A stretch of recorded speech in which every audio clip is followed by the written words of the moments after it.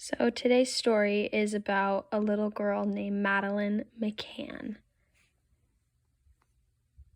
So Madeleine was born May 2003. She lived in Leicester, United Kingdom with her parents, Kate and Jerry McCann.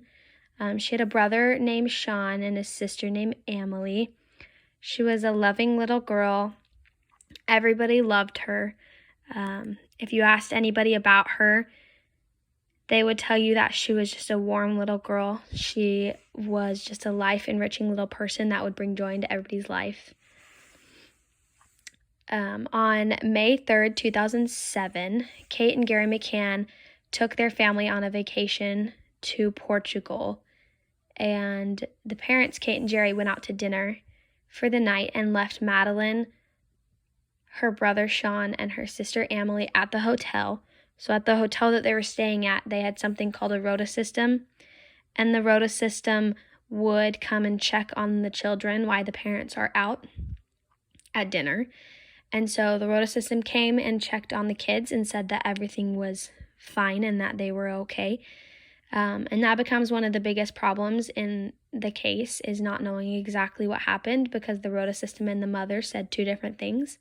So later that night, when Kate McCann went to go check on the children, she realized that Madeleine was gone.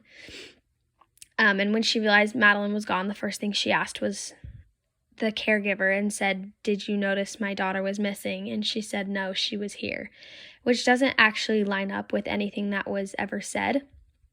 But after that, Kate McCann went to the police and they set up a search party to try to find Madeleine, and they searched all day and all night for this little girl, and they could not find her.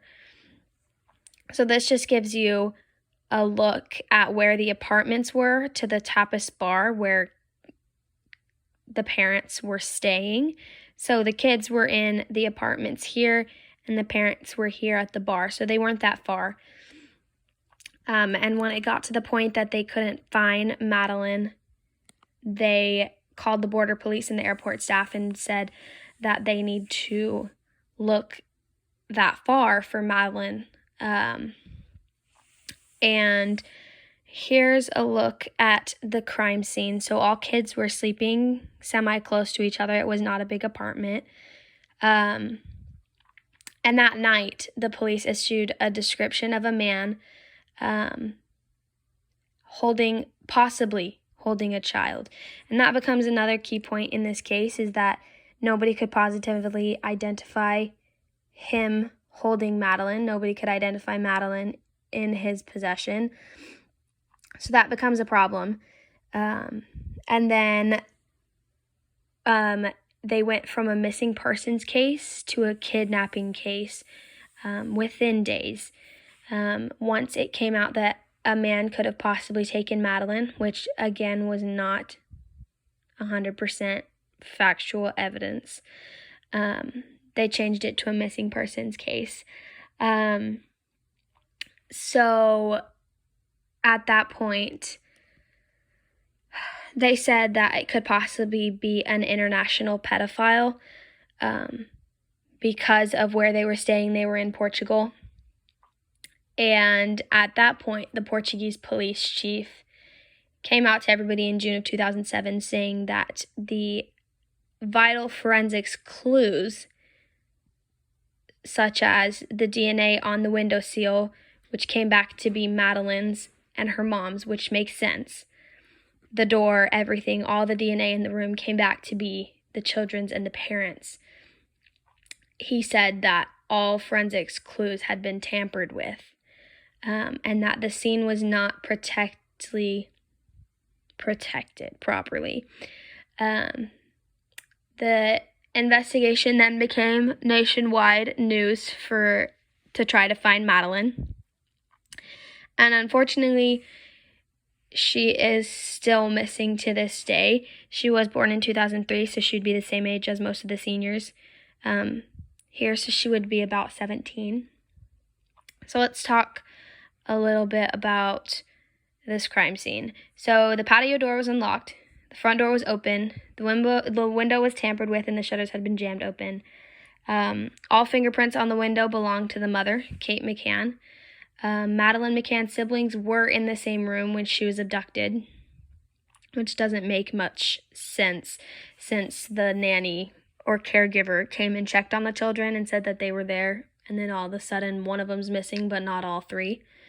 And then they took DNA samples and they were sent in. Everybody thought that it was this man that they saw holding a child. But all DNA came back to Madeleine and the parents. And then because the scene wasn't secured properly, the parents were in and out of the apartment all the time since they found out that she was missing. Makes sense? Because that's your parents. And then, so we talked about securing the crime scene. It was not secured properly. The evidence was tampered with. When the first responders came and scanned this scene, it was not scanned properly. And they did not separate the witnesses. So here's a little bit more of the crime scene. You see the window up here, and you've got the window down here.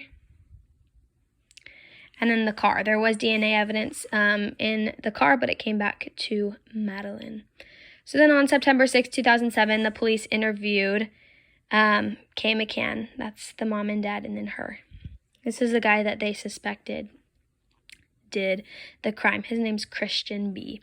So on September 6, 2007, the police interviewed Kate McCann, and they went home and talked about it, and the police said that there's no evidence to question the parents again. So they thought it was completely clean, everything was fine, there's nothing wrong with the parents, but the evidence didn't really line up. So at this point, they had 41 suspects. That is a lot. And this picture was blasted all over media. BBC Crime Watch featured it everywhere, of this man carrying a blonde-haired child about the time that Madeleine went missing. That could be any kid. In June of 2020, Christian finally was identified as a suspect. So this happened in 2007. He was just now identified as a suspect. And the German investigators claim that she is dead, but the McCanns don't believe that.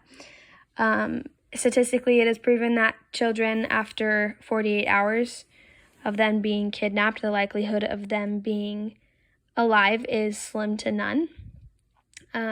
Christian B is currently 43, and he's in prison in Germany. But he had been convicted of raping American women in 2005. So I think that's the main reason why they went with him. They thought that it would be a clean case, but not everything lines up. And when he did rape those women, it did happen in the exact same place that Madeleine disappeared.